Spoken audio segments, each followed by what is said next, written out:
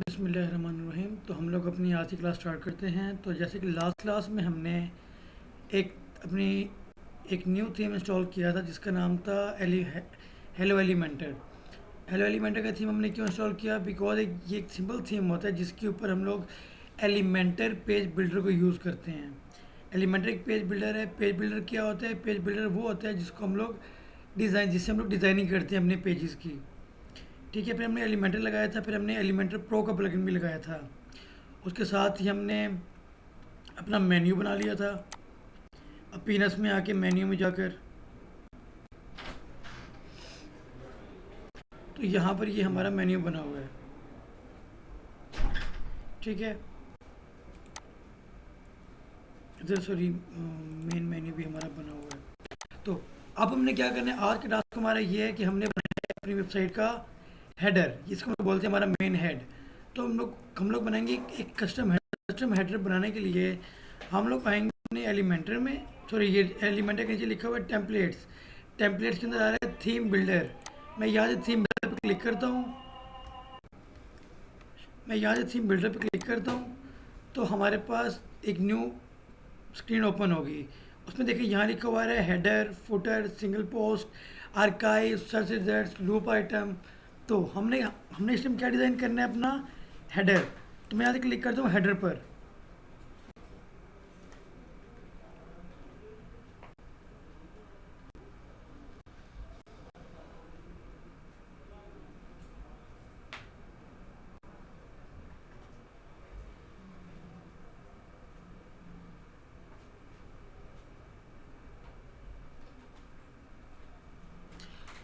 तो जैसे ही मैंने हेडर पे क्लिक किया तो हमारा यहाँ पर ना एलिमेंटर पेज बिल्डर ओपन हो रहा है।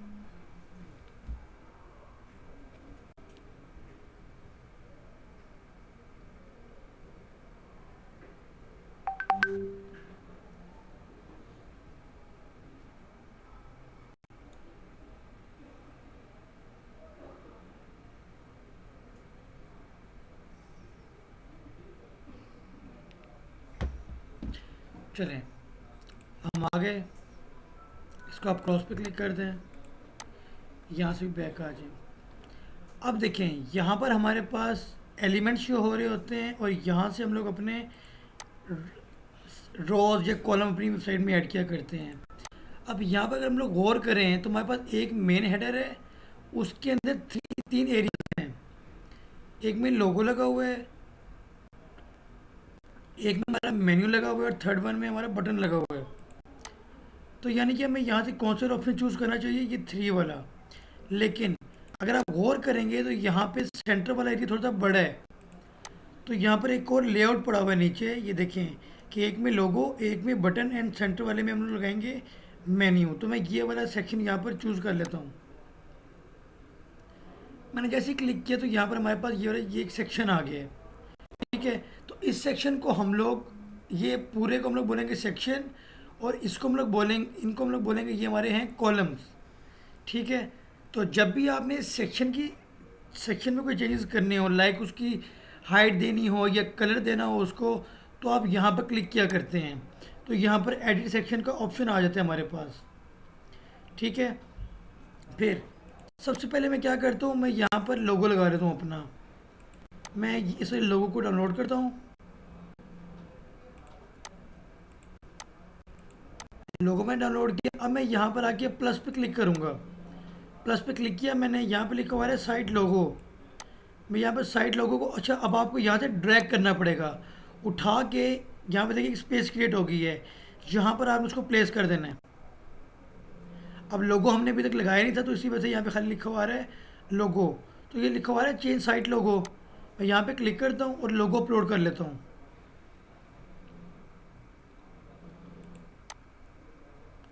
एंड हम यहाँ पर अपना लोगो अपलोड कर देंगे।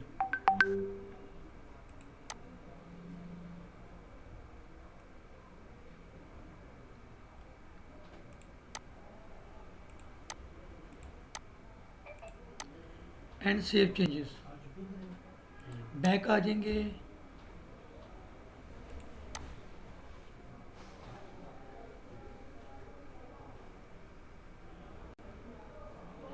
जैसे हम लोग बैक गए तो हम लोग देख रहे हैं कि भी हमारा लोगो यहाँ पर लग चुके हैं।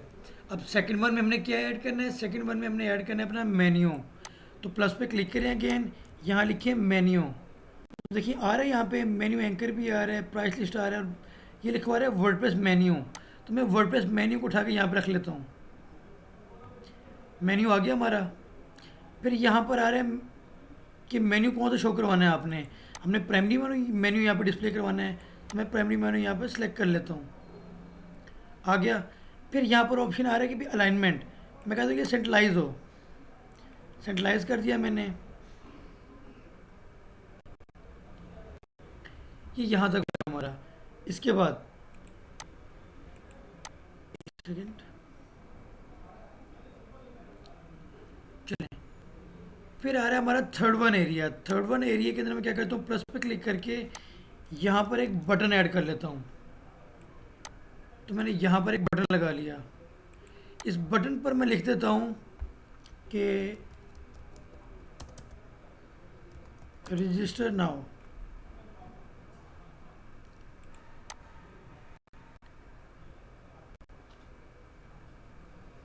ठीक है। फिर यहाँ पर आ रही है इसलिए बटन की पोजीशन, मैं इसको भी सेंट्रलाइज कर देता हूँ। ये जो आंख बनी हुई आ रही है ना आपके पास, ये आई बनी हुई आ रही है, इसका मतलब होता है प्रीव्यू। कि आप देखना एक दफ़ा देख लें कि भी आपने जो चेंजेस किए हैं वो ठीक हो रहे हैं, या यानी कि वो अच्छे भी लग रहे हैं। तो मैं यहाँ क्लिक करता हूँ और इसके ऊपर रिव्यू कर लेता हूँ।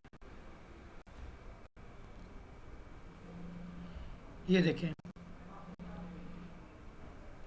ये तो हमारा ओके है, लेकिन हमारा मेन्यू एक लाइन में नहीं आ रहा। कोई मसला नहीं है, अभी कर लेते हैं। अब हम लोग क्या करेंगे, हम लोग मेन्यू की सेटिंग में आते हैं, इसको सेंट्रलाइज ही रखते हैं। फिर हम लोग आ जाते हैं इस कॉलम, ये बना हुआ है कॉलम, इस कॉलम पर आपने क्लिक करना है। कॉलम से क्या होगा, कॉलम की सेटिंग आ जाएगी। हॉरिजॉन्टल अलाइनमेंट क्या आ रही है इसकी, डिफ़ॉल्ट है, इसको सेंट्रलाइज कर देना है। वर्टिकल अलाइनमेंट को भी आपने कर देना है मिडल, ये आपको मिडल में आ जाएगा। फिर मेन्यू में आते हैं। अब हम लोग आ जाएंगे स्टाइल में। स्टाइल में जैसे ही आए हमारे पास ऑप्शन आ रहा है इसकी कलर्स का, डिवाइडर का, पॉइंटर की विड्थ का, पैडिंग, और ये आ रहा है स्पेस बिटवीन, कि भी इन इन मेन्यू के दरमियान में स्पेस कितनी कितनी हो।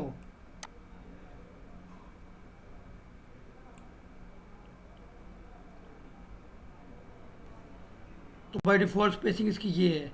अब मैं यहाँ पे करना क्या चाह रहा हूँ, मैं ये जो पॉइंटर इसके नीचे बना हुआ है ना, ये अंडरलाइन हो रहा है, इसको मैं ऑफ करना चाह रहा हूँ। तो मैं यहाँ से इसको नन पे कर देता हूँ। अब मेन्यू हमें चाहिए था ऐसा, ये सेटलाइज हो।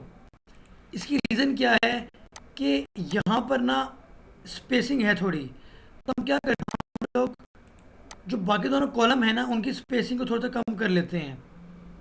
कॉलम पे क्लिक करें, सॉरी कॉलम की विड्थ मैं इसको कर देता हूँ 30। 30 कर दें या 25 कर दें, 25 कर देते हैं। 25। इस वाले कॉलम की विड्थ भी मैं कर देता हूँ 25। ये पहले 25 पे थी, चलिए 20 कर देते हैं। 20 एंड 20। तो अब क्या हुआ, हमारा मेन्यू सेटलाइज हो गया। ये देखें, लेकिन हमारा बटन टॉप पे गया हुआ है। कोई मसला नहीं, हम कॉलम में आएंगे, वर्टिकल अलाइनमेंट को मिडिल कर देंगे, हॉरिजॉन्टल को भी सेंटर रखेंगे। फिर जब मैं प्रीव्यू करूंगा तो हमारे सारे आइटम्स एक लाइन में अलाइंड होंगे एंड सेंट्रलाइज होके आ रहे होंगे। यहाँ तक आज हमारा क्लियर हो गया। अब बारी आती है इनके कलर्स की। मैं यहाँ पे क्लिक करता हूँ बटन पर, यहाँ लिखा हुआ है स्टाइल। जैसे आप स्टाइल के अंदर आए हैं यहाँ पर नीचे आ जाएं, ये सबसे पहले आ रहा है टाइपोग्राफी। टाइपोग्राफी का मतलब क्या होता है, इसकी टेक्स्ट का साइज़। बड़ा करना है, छोटा करना है, तो वो आप यहाँ से सिंपली खुद ही अरेंज कर सकते हैं। फिर ये उस फ़ॉन्ट का वेट वगैरह आ रहा है, ये चीज़ें हमने थोड़ी बहुत ही कैन उधर भी की हुई हैं फ्लैटसम में। तो यहाँ और अगर कोई फ़ॉन्ट चेंज करना है तो वो यहाँ से हम लोग अपना फ़ॉन्ट चेंज कर सकते हैं। लाइक मैं कहता हूँ मैंने यहाँ पे फ़ॉन्ट लगाना है मॉन्टसेरेट, फ़ॉन्ट चेंज कर लिया मैंने।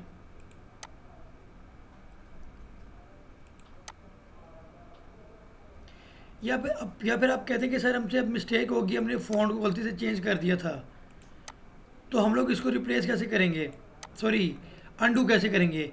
आपने कंट्रोल जी दबाना है। देखिए मैंने एक दफ़ा कंट्रोल जी दबाया तो एक डिज़ाइन चेंज हुआ, फिर कंट्रोल जी दबाया तो फ़ॉन्ट बैक टू नॉर्मल हो गया हमारा, अनडू कर दिया हमने। अब इसके बाद मैं यहाँ पे चाह रहा हूँ कि ये जो मेरा सेक्शन है ना, इसके बैकग्राउंड के ऊपर कोई कलर देना।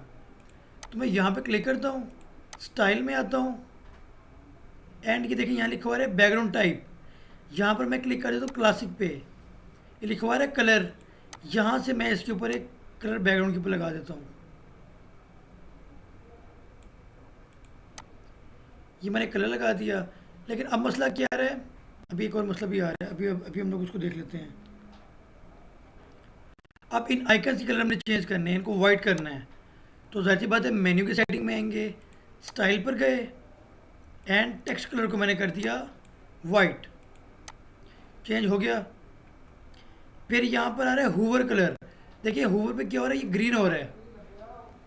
मैं चाहता हूँ ये ग्रीन ना हो, ये हमारा हो रहा हो। फॉर एग्जांपल मैं कह देता हूँ येलो, ये ले,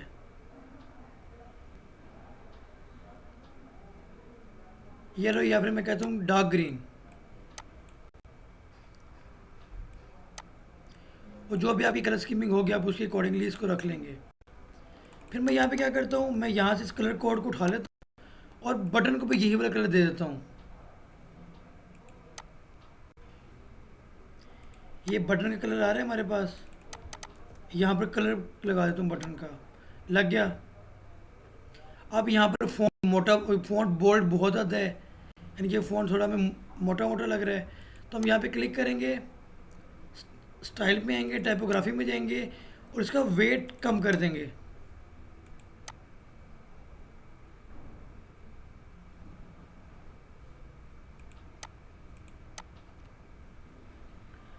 नॉर्मल पे कर दिया मैंने। फिर फ़ॉन्ट साइज़ आ रहा है, फ़ॉन्ट साइज़ बटन का मैंने क्या दिया था अभी देख लेते हैं, 15। तो मेन्यू के अंदर भी फ़ॉन्ट साइज़ में कर देता हूँ 15,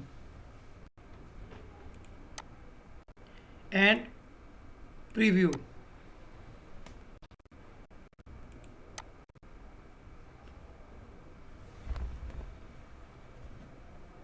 ये देखें डिज़ाइन हो गया हमारा हेडर।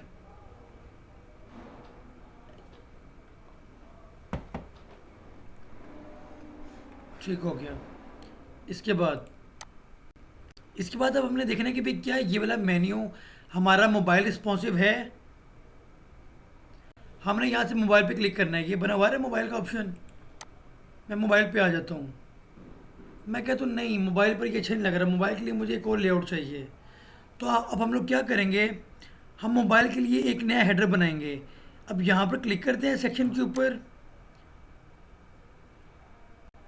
मैं आ जाता हूँ एडवांस में। एडवांस में आकर मैं क्या करूँगा, रिस्पॉन्सिव में आऊँगा। रिस्पॉन्सिव में आकर मैं कहता हूँ कि भाई ये वाला मेरा जो है ये मोबाइल में से ये ऑफ हो जाए, हाइड ऑन मोबाइल। तो मैंने मोबाइल के लिए इसको ऑफ कर दिया, ठीक है। अब इसके बाद यहाँ पर मैं अगेन करता हूँ, प्लस पे क्लिक करूँगा। मैं यहाँ पर अगेन मैं कहता हूँ मैंने यही वाला डिज़ाइन यूज़ करना है, तो मैं ये वाला एक लेआउट लेता हूँ यहाँ के लिए। लेकिन यहाँ पर क्या हो रहा है, ये तो 3 लाइंस में आ रहे हैं। तो पहले ज़रा प्लस पे क्लिक करते हैं और यहाँ पर मैं अगेन वर्डप्रेस मेन्यू ऐड करता हूँ। लेकिन वही क्या इशू बना हमारा कि ये इस पूरे बार में आ रहा है। तो क्या करेंगे हम लोग, कॉलम की विड्थ को रेंज करेंगे। पहले तो उसको मेन्यू साइन कर दें। अलाइनमेंट इसकी स्टार्ट में कर दें। लेआउट का ओपनिंग स्टाइल आप वर्टिकल कर दें कि जब क्लिक हो तो ये वर्टिकल में ओपन हो नीचे की तरफ।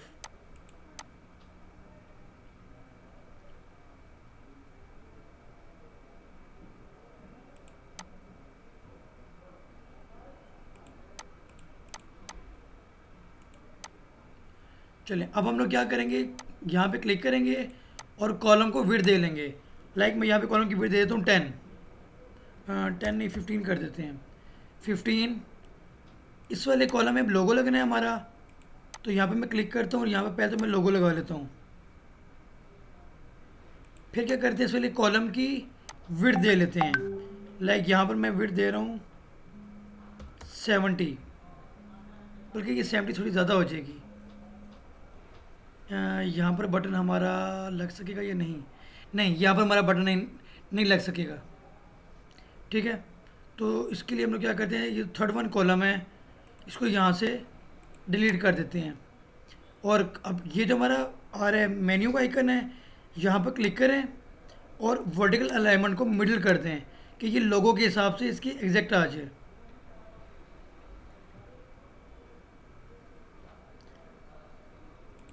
हॉरिजॉन्टल अलाइनमेंट सेंटर, ठीक हो गया। ये हमारा यहाँ तक का मेन्यू ओके हो गया। मैं यहाँ पर क्लिक भी करता हूँ तो हमारा मेन्यू नीचे की तरफ आ रहा है, लेकिन अब ये मेन्यू तो बड़ा गलत तरीके से ओपन हो रहा है। ऐसे तो नहीं होना चाहिए था, हमारा मेन्यू तो फुल ओपन होना चाहिए था आगे की तरफ।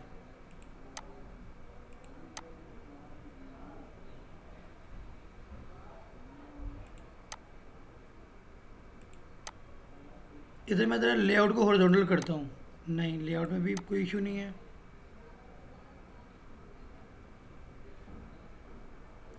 इधर नीचे आते हैं हम लोग, ये लिखा हुआ है फुल विड्थ, इसके ऊपर मैं फुल विड्थ पे क्लिक करता हूँ। ये देखें, अब ठीक ओपन हुआ है हमारा मेन्यू। ठीक है, तो ये हमारा मेन्यू इस तरीके से यहाँ पर ओपन हो जाएगा। इसको मैं बंद कर देता हूँ।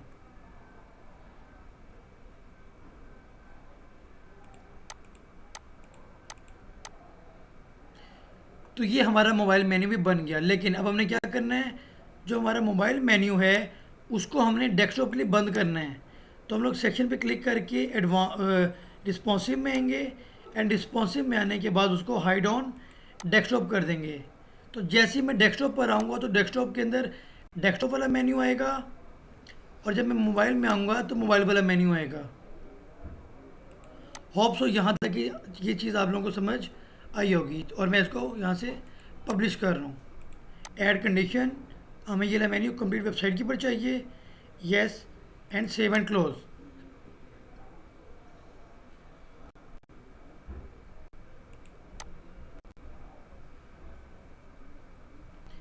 ये हमारा मेन्यू बन गया। ठीक है, यहाँ तक क्लियर है। तो मेरा ख्याल है आज के लिए इतनी वर्किंग बहुत है कि आपने अपना हेडर डिज़ाइन करना है जिसकी रिस्पॉन्सिवनेस मोबाइल में भी ओके हो एंड डेस्कटॉप में भी ओके हो, और ये काम मुझे कल ही चाहिए। अंडरस्टैंड? बिकॉज अगर आप इसकी प्रैक्टिस साथ साथ नहीं करेंगे तो आप लोग भूल जाएंगे। एलिमेंटर एक बहुत इंपॉर्टेंट प्लगइन है, और ये सब यानी कि सबसे इंपॉर्टेंट प्लगइन, सबसे इंपॉर्टेंट पेज बिल्डर है ही हमारा ये। हमारी 90% वेबसाइट्स वर्डप्रेस के अंदर इसी पे बन रही हैं, इस पेज बिल्डर के ऊपर। बाकी 10% जो हैं उसके अंदर बाकी पेज बिल्डर यूज़ करते हैं लोग।